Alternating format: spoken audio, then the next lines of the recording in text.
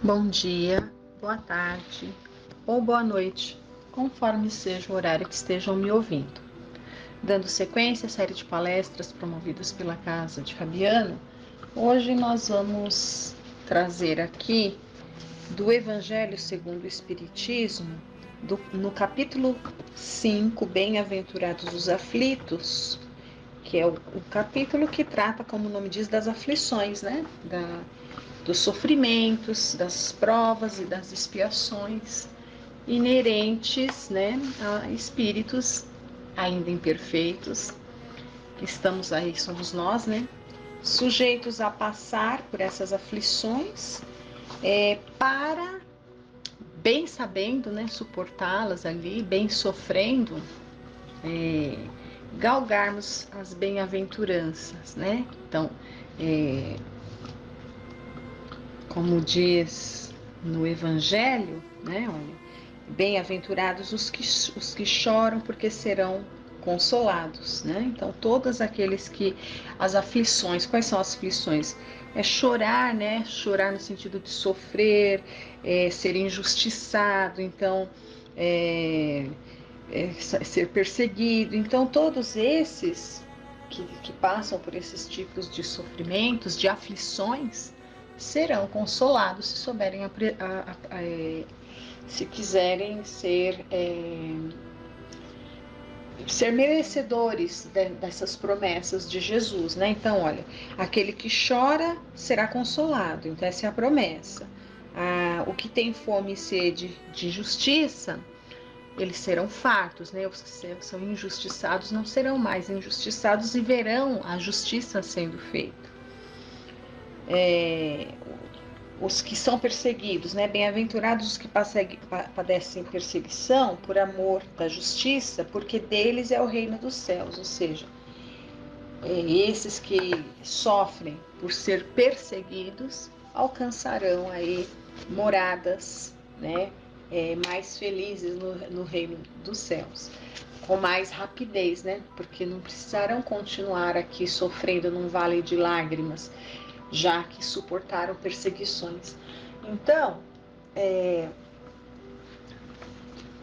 aqui nesse capítulo que trata das aflições, tem um item, né? Tem um momento em que os espíritos vêm falar para a gente sobre a melancolia, que é uma modalidade, digamos assim, de aflição pelas quais nós, espíritos aqui encarnados no mundo de provas e expiações, passamos.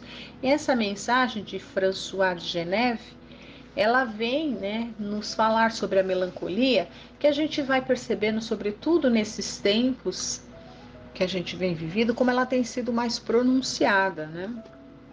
Então, olha, vamos lá.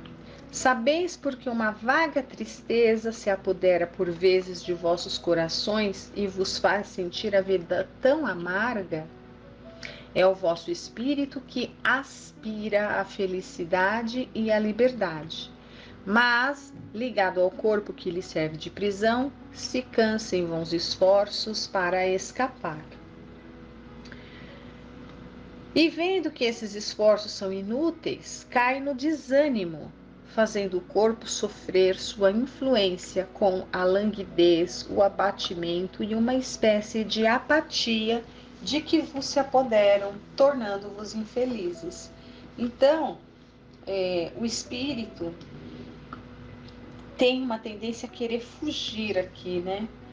Então, nós, enquanto espíritos, não trazemos isso em nível de consciência, tal, mas nós sabemos que a gente, cada um vai trazer a sua noção, conforme o seu grau, a sua maturidade espiritual, do que representa a encarnação. Quanto mais atrasados estamos, enquanto espíritos, ou seja, quanto menos a gente iluminou o nosso espírito para conhecimento da verdade das coisas de Deus, da vida espiritual, mais a gente vai achar que estar encarnado é um castigo, né? Então a gente percebe até dentro do trabalho espiritual que tem espíritos que fogem à reencarnação, tentam quanto pode escapar para não reencarnar, né? Espíritos imaturos ainda, porque sabem, né? Sabem que vai encarnar onde? Na Terra. A Terra, o que é a Terra? A Terra é um mundo de provas e expiações, é um hospital, é um presídio, né? Ali no capítulo, nos primeiros capítulos do Evangelho, que fala muitas moradas na casa do meu pai, que descreve exatamente o que é a Terra, né? O que é um mundo de provas e expiações. A Terra é um dos mundos de expiações que existe na casa do Pai, né? Então, nós sabemos que nós não temos condições ainda de estar num mundo regenerado, muito menos num mundo feliz, né? Não tem jeito, para nós é um mundo de provas e expiações. Então, enquanto a maturidade não percebe que isso vai, que é encarando isso, encarando com vontade e com esperança e com fé e com desejo de acerto, que a gente que vai encurtar a nossa estadia aqui, né, para essas bem-aventuranças, para esses mundos melhores ali que nós vamos galgar quando a gente passar pelas provas e as expiações bem sofrendo, né? Então, quando a gente não tem esse grau de maturidade, a gente vai achar ruim, né? Vai achar que é um tormento estar aqui encarnado. E por vezes essa imaturidade faz com que o espírito se sinta meio desanimado, tá? Essa melancolia. É o espírito querendo se ver livre da matéria, é o espírito querendo não passar pelas provas pelas quais tem que passar. E o que acontece? Isso é natural, isso todos sentem, né? Todos nós sentimos, né, isso em algum momento. Mas o que tem se tornado patológico, que a gente vê nos últimos anos, nos últimos tempos, nas últimas gerações, né? O que a gente percebe é que a frouxidão moral, né, podemos dizer assim, nós não estamos tendo, né, muitos de nós não está tendo a resistência suficiente para lidar com isso, porque o normal é ter essas sensações, é muito natural, mas é lidar com elas, opa, passou, né? Foi ali um momento e depois passa e vamos continuar, a vida que segue, é assim, né? É assim que toca a banda, estamos aqui, oh, que bom que eu tô, bom, né? Que bom que estou aqui, que estou vivo, deixa eu fazer alguma coisa. E seria isso o normal, né? Mas o que a gente tem percebido é que um número grande, né, de espíritos encarnados aqui na Terra se deixa levar por esse sentimento, não faz um esforço ou não consegue, ou às vezes até se esforça, mas não consegue cortar, né? Cortar essa sensação e, pelo contrário, deixa com que ela se prolongue mais. E aí a gente vê as depressões, as ansiedades, né? E o crescente número de suicídios. Né? Por quê? Porque essa desesperança, esse temor, essa melancolia vai provocando naquela alma, né, que a gente entende a alma como espírito encarnado, um certo vazio existencial, né, uma vida vazia. Então, a gente tem que refletir sobre isso, né, olha. No último parágrafo dessa mensagem, que fala dessa melancolia, que é muito natural, mas, né, que a gente precisa ter. Então, aqui no último parágrafo fala, vem, né, uma mensagem desse espírito nos convidando a ser fortes e corajosos, né? Justamente para evitar que esse sentimento, que essa melancolia se demore. A gente não pode deixar com que esse sentimento se instale e cresça. E é o que a gente tem visto, infelizmente, né? É muito natural sentir essa melancolia, faz parte do nosso momento evolutivo, da nossa condição, né? Falar, puxa vida, olha só, tem tanta coisa aqui ainda que eu vou ter que passar, o que me aguarda, né? Bem que eu não queria passar por isso é natural.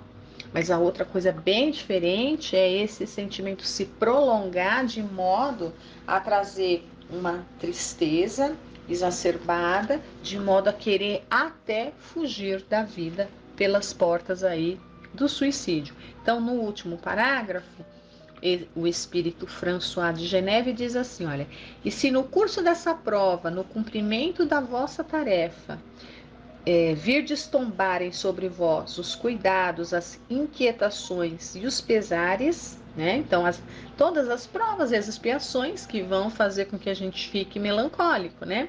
Então, o que ele diz? Sede fortes e corajosos para o suportar. Enfrentai-os decisivamente, pois são de curta duração. Ora, o que é uma vida? Vamos dizer, quem vive 100 anos, vive muito, né? Para nossa contagem aqui, não vamos falar da nossa realidade no planeta Terra. Quem vive 100 anos, vive muito. E a gente vê que a ciência tem, né, evoluiu de modo que as pessoas estão chegando aí aos 100 anos, ou muito próximo disso, com facilidade. Mas o que seria uma vida de 100 anos, que vamos supor que é o máximo, né, ou próximo do máximo que a gente tem aqui na Terra, o que seria isso diante da eternidade? Menos que um segundo, né? Então é de curta duração, mesmo se a gente viver 100 anos e viver sem saúde, por exemplo, porque a gente vê que muitas vezes as pessoas têm longevidade, mas não têm necessariamente qualidade de vida, né? Que aliás é o que a gente mais vê, que a ciência evoluiu em prolongar a vida, mas não conseguiu ainda evitar que fiquemos, por exemplo, doentes, né? Ela evoluiu em medicamentos que vão inibir sintomas, né? Porém, as doenças estão ali instaladas, porque a ciência não evoluiu a ponto de que a gente não adoeça mais, né? Então vamos lá, olha. Então, sede fortes e corajosos para o suportar. Enfrentai-os decisivamente, pois são de curta duração e devem conduzir-vos juntos aos amigos que chorais, que se alegrarão com a vossa chegada e vos estenderão os braços para vos conduzirem a um lugar onde não tem acesso às amarguras terrenas. Então, as promessas aí do futuro, né? Conforme está ali nas bem-aventuranças de Jesus. E a Joana de Ângeles, no livro aqui, pela psicografia do Divaldo Franco, o livro Vidas Vazias, o prefácio desse livro, o prefácio é um texto, né, dela com esse nome, Vidas Vazias, e a gente vai fazer aqui a leitura, né? Então a Joana de Ângeles, ela vem falar pra gente sobre essas vidas vazias. Os estudos avançados do pensamento psicológico moderno conseguiram definir e estabelecer regras de significação a respeito do comportamento heterodoxo das criaturas humanas. Então, o comportamento pelas várias facetas, né? Então, na nossa vida, a gente tem várias demandas na vida, né? Então, nós temos a nossa vida em família, nós temos a nossa vida em trabalho, nós temos que... A gente cumpre vários papéis, por isso que ela fala heterodoxo, né? Então temos vários... Em cada papel a gente tem lá um comportamento, né? E com regras a serem cumpridas, né? Em razão do excesso de tecnologia e de liberdade moral que se assinala pelo fenômeno da libertinagem devastadora, o tempo anteriormente aplicado nos serviços de engrandecimento moral entra em choque com a volúpia dos prazeres até a exaustão, enquanto devoram os pensamentos saudáveis. Então lembra que nós falamos, né, que nos últimos tempos o que a gente vê é que essa melancolia que é muito natural tem se pronunciado mais, de modo que as pessoas assim estão muito melancólicas a ponto de estarem, na verdade, doentes, né, de depressão, de ansiedade e tudo mais. E o número dos suicídios tem crescido e etc, né? Por que isso acontece? A Joana está dando aqui razões. Olha, excesso de tecnologia e de liberdade moral. Então, nós vivemos um período em que tudo pode, não podemos ser contrariados em nada, né? todos os desejos devem ser satisfeitos, e a gente sabe que a satisfação dos desejos, elas são sempre assim, imediatas, é bem diferente o desejo da vontade. A vontade tem a ver com as coisas do espírito, é longo prazo e proporciona não um prazer imediato, mas não uma satisfação, mas uma realização, né? Então a própria Joana traz esse ensinamento para nós, né? E nós vivemos tempos, né, que esse excesso de tecnologia, o que um excesso de tecnologia faz por nós? Coisas ruins? Não, coisas muito boas, desde que bem utilizadas, né? Então, o excesso de tecnologia para facilitar, por exemplo, buscas por coisas boas. Agora, um excesso de tecnologia que nos proporciona o quê? O que a gente vai buscar com esse excesso de tecnologia? Futilidades, fake news, notícias vazias, notícias ruins. A gente só fica olhando essas coisas, né? Utilizando desse excesso de tecnologia para não se esforçar, né?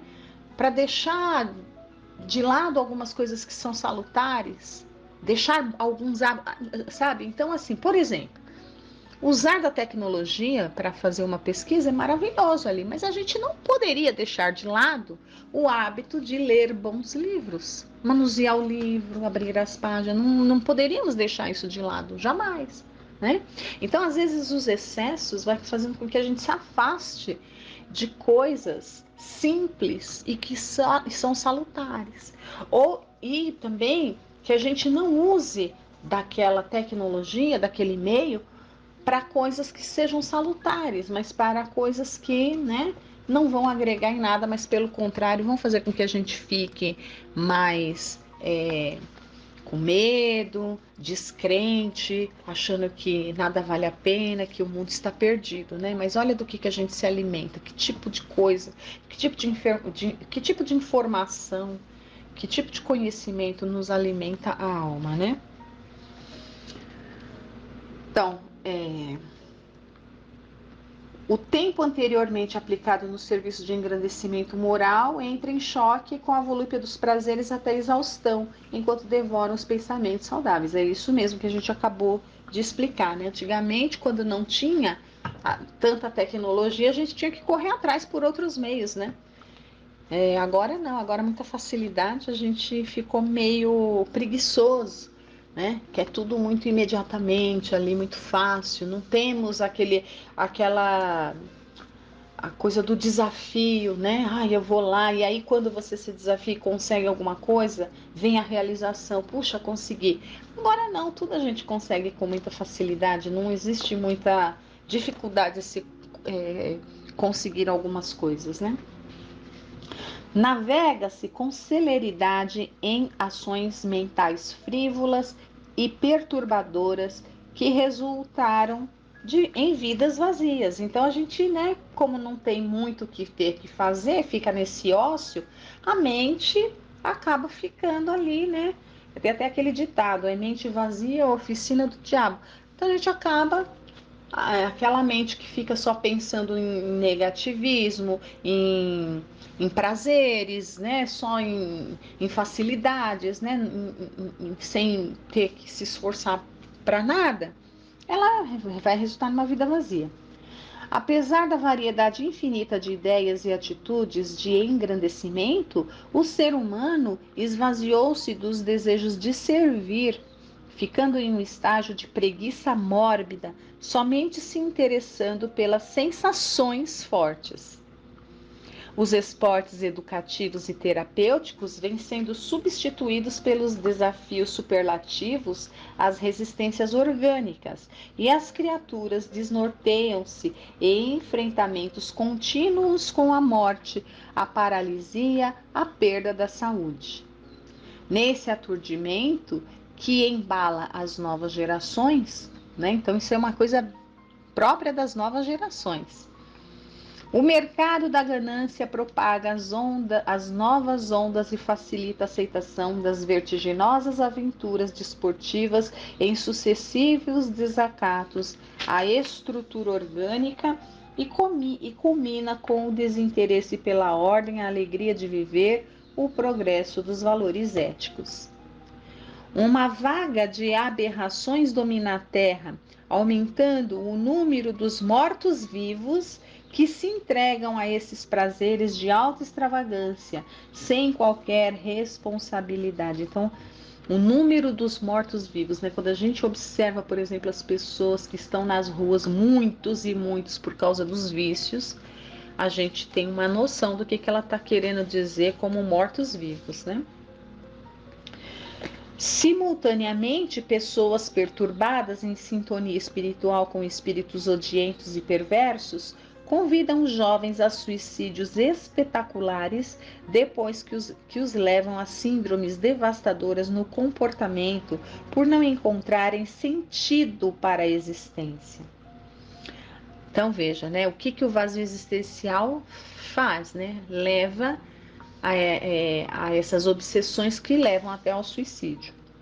Aumenta significativamente o número dessas vítimas de filosofias esdrúxulas e materialistas que aniquilam a floração da sociedade, que cambaleia aflita sem saber o que fazer e como agir. Então é só a gente ver esse monte de ideologia que põe que destrói com a família, né, que propaga ali uma série de ideias anticristãs, né? E a gente vai perceber que vivemos uma estrutura social, né, com essas ideologias. A vida humana tem o sublime objetivo de amar, que se aprende através de cuidadoso treinamento desde os primeiros dias no corpo. Então a gente aprende desde criança, ali, né, no berço. Por isso que deve haver ali o que é uma estrutura familiar, né? A estrutura social deve dispor de equipamentos morais e emocionais para dar sentido aos seus membros, especialmente no período da formação da sua personalidade. Encontrar o sentido existencial e como manejá-lo é uma razão vigorosa para viver e se torna o programa indispensável para ser oferecido à infância e à juventude. Os adultos, porém, que se encontram vitimizados pelo tormento de nada fazer, né, a ociosidade, necessitam ser estimulados ao departamento de sua realidade de espíritos imortais que são, qual o destino que os aguarda e o esforço a empreender, a fim de conseguirem vitória. As vidas vazias são efeito da acomodação social e dos comportamentos extravagantes que alucinam as massas mal conduzidas. Diante do imenso caos social que alcança larga fatia de existências, ressurge a doutrina de Jesus como psicoterapia de urgência para preencher os espaços mentais e o tempo em reflexões profundas em torno do próprio existir, diluindo o anestésico psíquico que os nutre. O interesse pelo próximo auxilia-o no crescimento pessoal e na construção da sua plenitude. Ao mesmo tempo, contribui para a própria renovação dos objetivos existenciais. O sincero desejo de contribuir fraternalmente para esse desiderato, a conquista do estado luminoso, levou-nos a escrever as páginas que reunimos neste modesto livro, o qual aborda 30 diferentes temas desafios que apresentam a solução na proposta de Jesus, vitalizada pelas clarinadas do Espiritismo. E aqui mais ou menos termina, né? Porque já passou o tempo. Então, na verdade, qual é o remédio? Qual é a solução para acabar com esse vazio existencial, né? É justamente amar ao próximo como a si mesmo, ou seja, ser útil, é fazer pelo outro, é fazer alguma coisa além, fazer a mais, se importar com alguém, ter alguém com quem cuidar, né? Ter alguém ou alguma coisa ou um objetivo bom, útil, e ir atrás desse objetivo e fazer o melhor que possa. Então, a vida de relação é que vai fazer com que a gente dê sentido para a nossa vida, né? Fazendo qualquer atitude no bem, sendo produtivo. Então aí quando a gente faz isso, a gente sente aquela realização, aquela plenitude, né? Então o que é uma vida vazia? Uma vida vazia você é aquela vida que você está colocando nela só coisas que não preenchem a alma. Então você fica com esse vazio existencial. Né? Não é necessariamente o ócio no sentido de não fazer nada, nada, nada. A gente às vezes a pessoa está lá, está trabalhando, está estudando, está fazendo as coisas da matéria, né? Mas ela não está fazendo nada para preencher o espírito. Ela até pode, encontrar nas coisas da matéria, no seu trabalho, na sua profissão, ela tem que encontrar uma forma de fazer isso, mas não fazer pelo salário no final do mês, não fazer por, né? Mas fazer com sentimento de devoção mesmo, de entrega e de que aquele trabalho vai estar ajudando alguém. Aí sim, né? Esse vazio deixa de existir e entra uma plenitude, né? Então que a gente possa refletir sobre essas palavras e começar a observar qual é o sentido que nós temos dado às nossas vidas e às ações que praticamos. Agradeço a todos, fiquem com Deus, uma boa semana.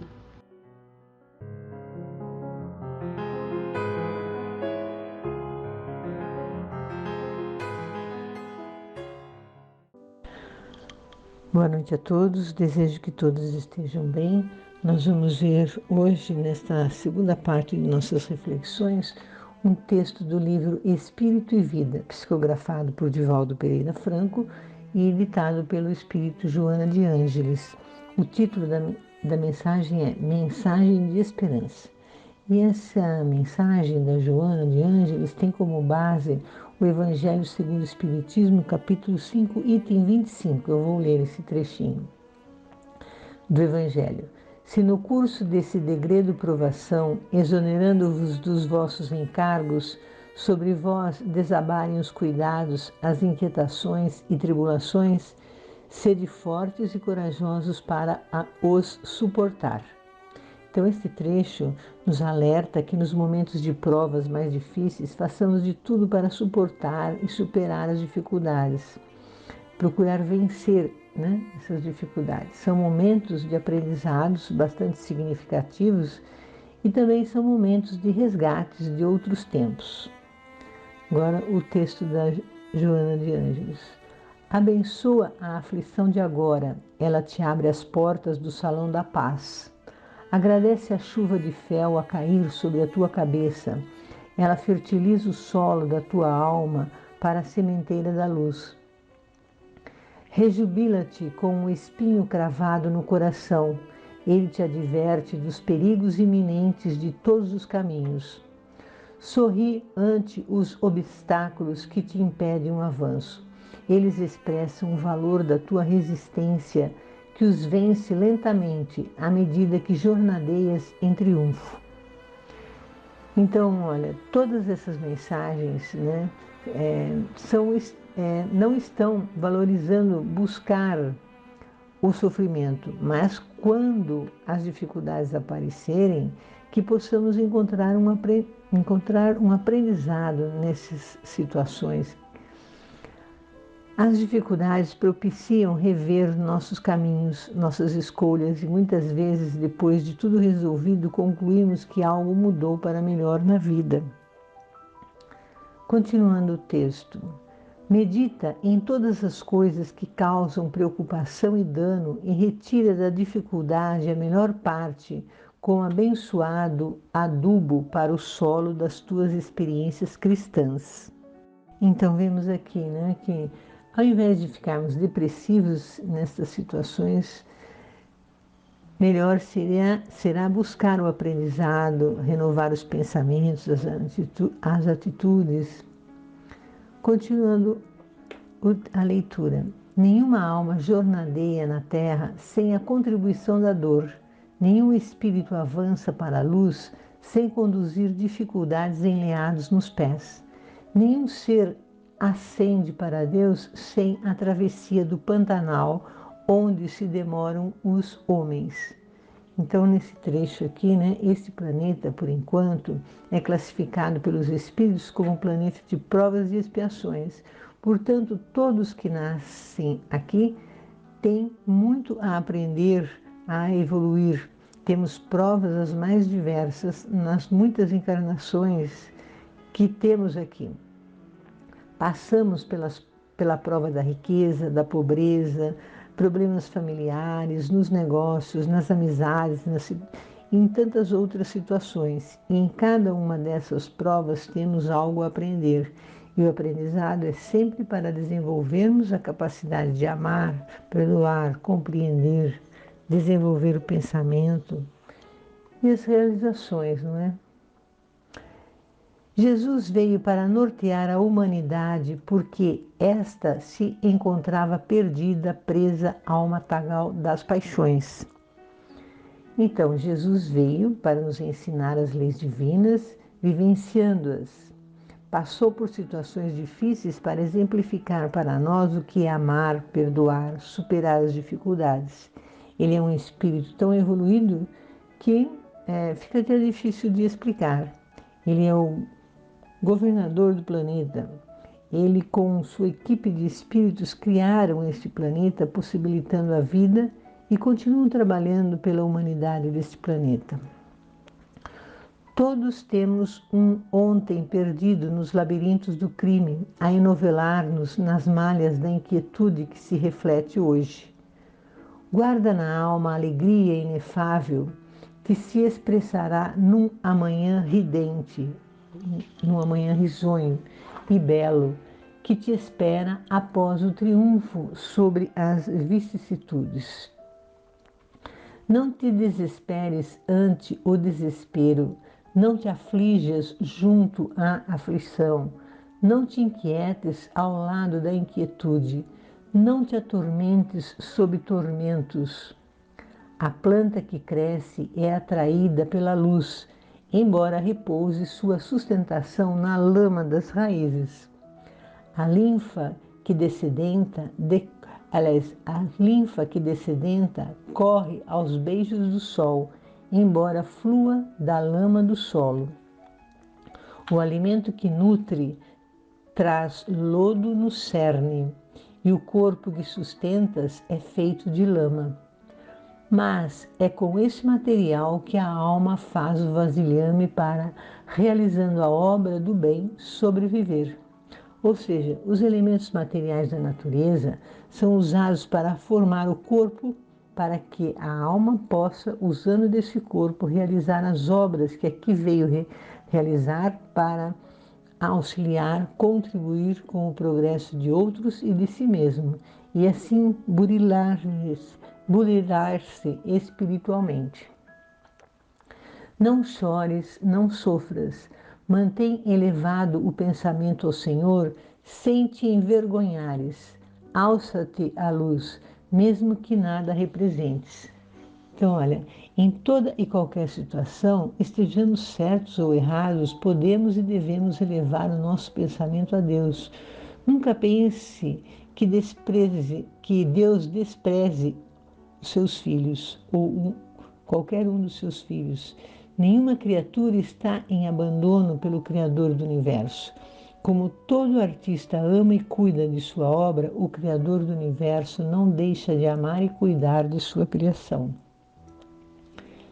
Além da ponte, há muitas venturas aguardando por ti. Além do abismo, há a luz esfuziante esperando pelo teu triunfo.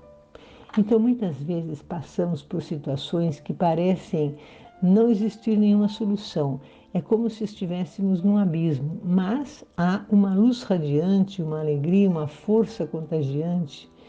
Em outras palavras, depois das provas muito difíceis, encontramos alegria, pois percebemos que vencemos, superamos a nós mesmos e possivelmente resgatamos certos débitos de outras existências, de uma outra existência, Ou ensinamos algo a alguém que vive próximo a nós.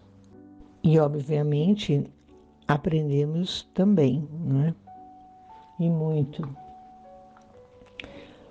Quando tomamos conhecimento do resgate de um erro grave do passado, certamente nos sentimos libertos e sentimos a luz divina em nós.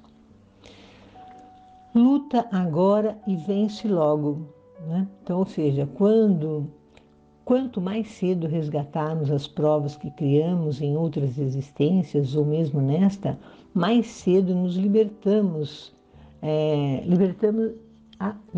a nossa consciência. Não dês tréguas ao mal, mesmo que ele seja partícula ínfima a toldar a visão do teu espírito.